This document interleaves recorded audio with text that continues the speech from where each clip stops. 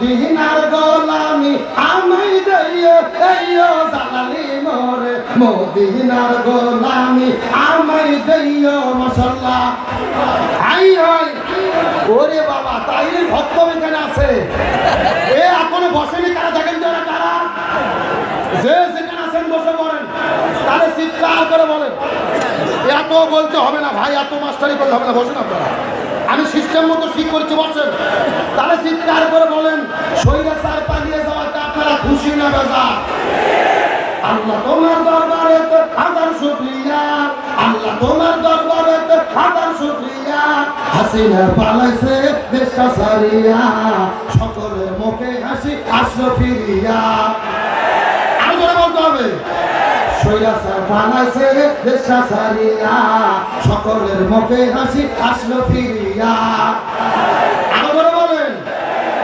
কোথায় আওয়ামী লীগ কোথায় কাদের কাকা কোথায় গেল ওই জালেমের গরম গরম কথা কোথায় ছাত্রলীগ কোথায় কাউয়া কাকা কোথায় গেল ওই জালেমের গরম গরম কথা খেলা হবে খেলা হবে খেলা হবে খেলা হবে খেলা হবে বইলা কাকা কেন পালায়া এ কথা কোন কি বলেছিল খেলা কে বলেছিল কি কাদের কাউয়া কাদের আমার ভাইরা শোনেন আসার জন্য বলি নাই এই বাংলাদেশের জনগণের মনকে সবচাইতে বেশি অতিষ্ঠ করেছিল এই ওবায়দুল কাদের আমরা যতটুকু জেনেছি দেশ তিনি এখনো ছাড়তে পারেনি আপনাদের যশোরেই নাকি তিনি পালিয়ে আছে আমরা বলতে চাই সবার ক্ষমা আছে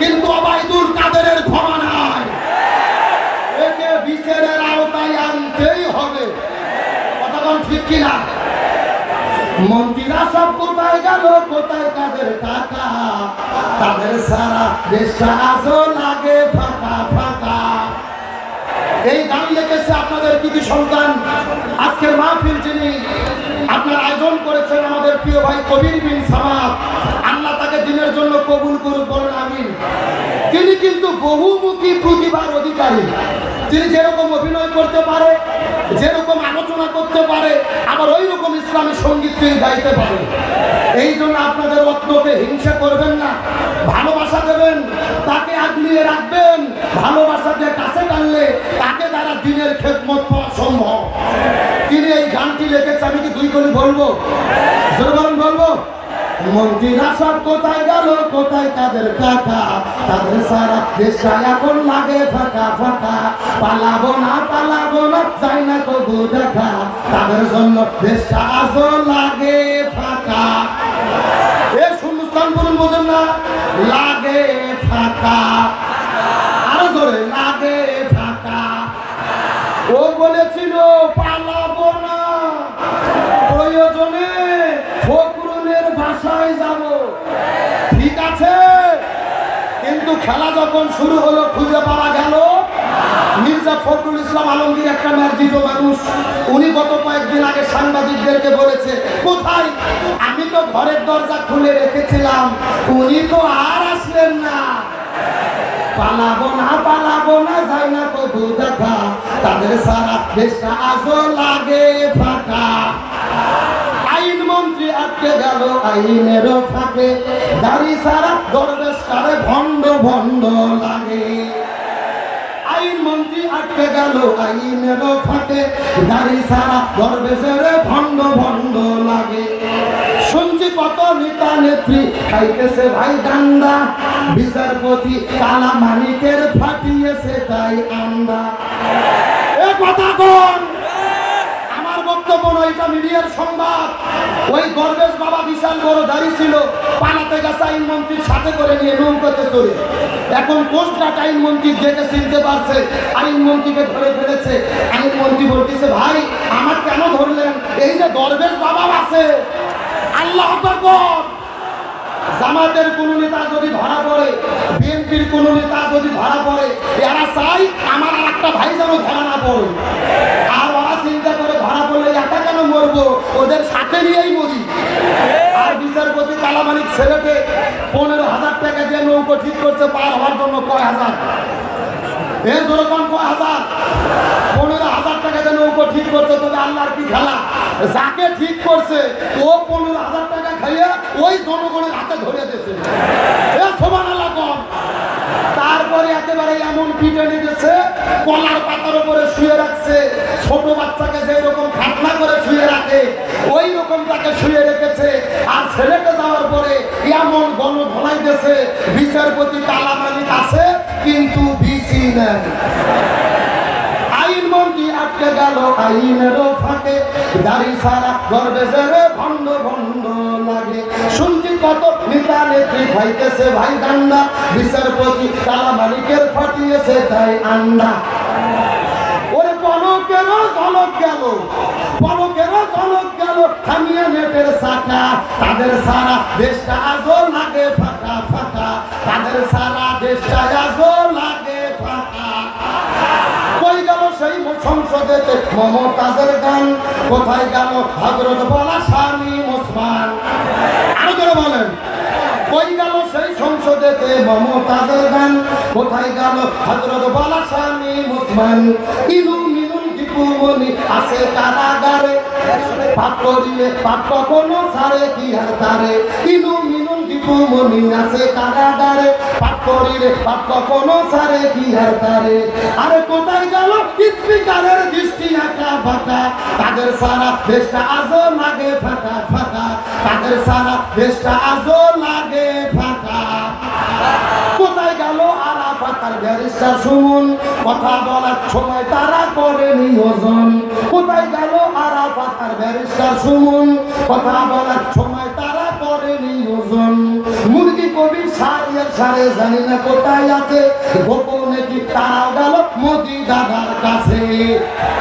আরে কোথায় গেল এ সালমের কোটি কোটি টাকা, তাদের সারা দেশটা আজও লাগে ফাঁকা, তাদের সারা দেশটা আজও লাগে ফাঁকা ফাঁকা। কথা বলেন ঠিক কিনা? তাহলে চিৎকার করে বলেন আবু জেল্লা কয়টা কাজ করবে? আরো জোরে বলেন। আমার বন্ধুগণ মুসলমান ভাইরা গভীর মনোযোগ। 1 নম্বর তারা জেলখানায় বন্দী করবে, 2 নম্বর তারা হত্যা করে জমিন থেকে বিদায় করে দেবে, আর 3 নম্বর কাজ হলো এই জমিনের মধ্যে যাদের জনপ্রিয়তা বেড়ে যাবে এই জমিনের দিন প্রতিষ্ঠার কথা বলবে, আর এই জমিনের মধ্যে হক কথা বলবে, কোরআন প্রতিষ্ঠার কথা বলবে। প্রথম নম্বর 3 নম্বর কাজ হলো লিইয়ুখরিজুকা, তাদেরকে তারা দেশ থেকে বের করে দেবে। এই বাংলাদেশে গত 15 বছরে লক্ষ্য করে দেখেছি আল্লামা সাঈদী জেলে বন্দী হওয়ার পরে সবচাইতে জনপ্রিয়তা যিনি অর্জন করেছে আমাদের প্রিয় ভাই মিজানুর রহমান আল আজহারি। ওই আজহারি জনপ্রিয়তা অর্জন করার কারণে তাকেও দেশের মধ্যে থাকতে জায়গা দেয় নাই, তাকেও দেশ থেকে মালয়েশিয়া যাইতে বাধ্য করা হয়েছে। এখান থেকে বোঝা গেল আবু জেল্লা 3টা কাজ করবে।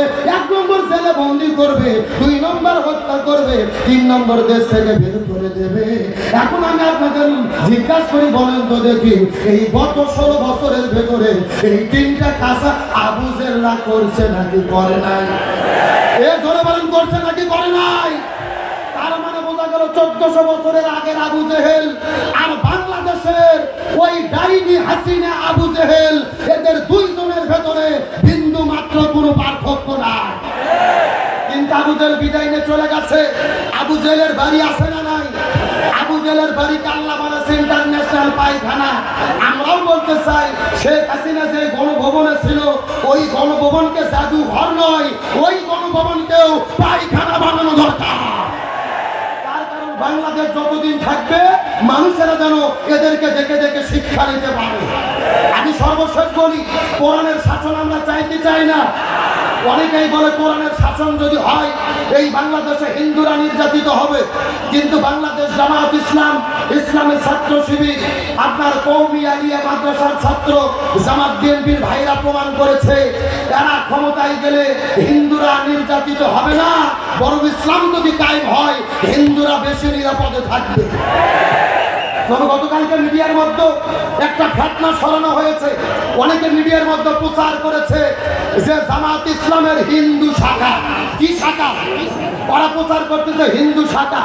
আসলে জামাতের ভেতরে হিন্দু শাখা হওয়ার কোনো সুযোগ, আল্লাহ শুকরিয়া, আমি ইসলামী ছাত্র শিবিরের সদস্য ছিলাম, জামাত ইসলামের নগণ্য একজন রকম গঠনতন্ত্র পড়েছি, সংবিধান দেখেছি, ইসলামী জামাত ইসলামের মধ্যে হিন্দু শাখা হওয়ার সুযোগ নেই।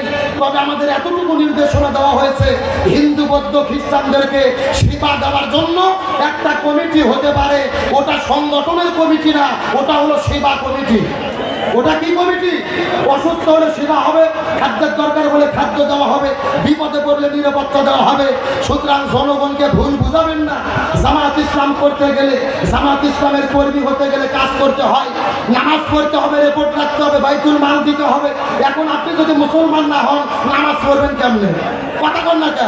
তাহলে কি জামাতের কর্মী হওয়ার সুযোগ আছে? সরাসরি জামাত করার সুযোগ নাই। তবে একটা কথা ভালো করে বুঝবেন, বাংলাদেশ কোরআনের, জামাত ইসলাম বাংলাদেশে কোরআনের শাসন চায়। কিসের শাসন? আর এই কোরআন যদি বাংলাদেশে কায়েম হয়, যেরকম মুসলমানেরা আপনার উপকারিতা পাবে, হিন্দুরাও উপকারিতা পাবে। তার কারণ কোরআন শুধু মুসলমানদের নয়, কোরআন হলো বিশ্ব মানবতার মুক্তির দিশারি। সুতরাং হিন্দুরা যদি মনে করে জামাত ইসলাম ক্ষমতায় যা, কোরআন দিয়ে বাংলাদেশ চলুক, আমরা নিরাপদে থাকবো, কোরআন বলেছে লা ইকরাহা ফিদ্দিন, দিন সম্পর্কে জবরদস্তি নাই, তারা শুভাকাঙ্ক্ষী হতে পারে কিন্তু সরাসরি জামাত করতে পারে। সুতরাং মিডিয়ার ভাইদেরকে বলবো, বিভ্রান্ত করবেন না, আর কালার করার চেষ্টা করবেন না।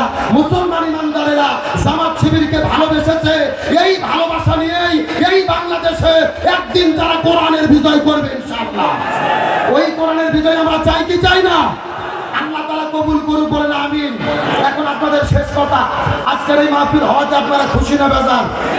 কবির বিন সামাদ ভাই এই মাহফিল করেছে, খুশি না বেজার? আমার মনে মনে যশোর জেলাতে এত বড় আয়োজন আপনারা কখনো দেখেননি। এত বড় বড় বক্তা এখানে আসবে, এই মাহফিলটা সামনের বছরে হোক, আমরা চাই কি চাই না? কিন্তু আপনারা জানেন এই মাহফিলটা এক সপ্তাহ আগে আপনার ডেট ছিল, কিন্তু যে কোনো কারণে করা সম্ভব হয়নি।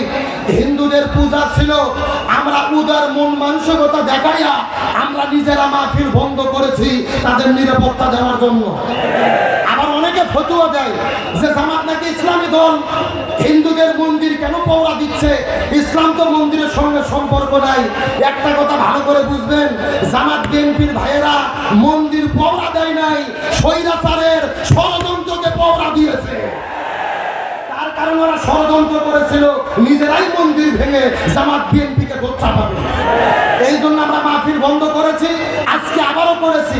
অবশ্যই এই জন্য ভালো হয়েছে, তখন বক্তা ছিল কম, এখন বক্তা হয়েছে বেশি, আলহামদুলিল্লাহ কম।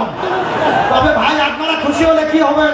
কবির বিন সামাদ ভাই তো কানেকশন করেনি, দুইবার মাহফিল করতে গিয়ে প্রচুর খরচ তার হয়েছে। আগামীকালকে আবারও মাহফিল আগামী বছর করবে, খরচার দরকার আছে না নাই? এই মাহফিল সামনের বছর আবারও হোক, চান কি চান না?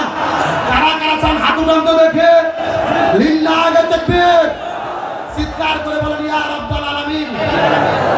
আজকের মাহফিলকে আপনি কবুল করে নেন, এই মাহফিলে ওসিলা করে আমাদের সবাইকে মাফ করে দেন। এই মাহফিলে আমাদের সামর্থ্য মতো দান করার তৌফিক দেন। সকলে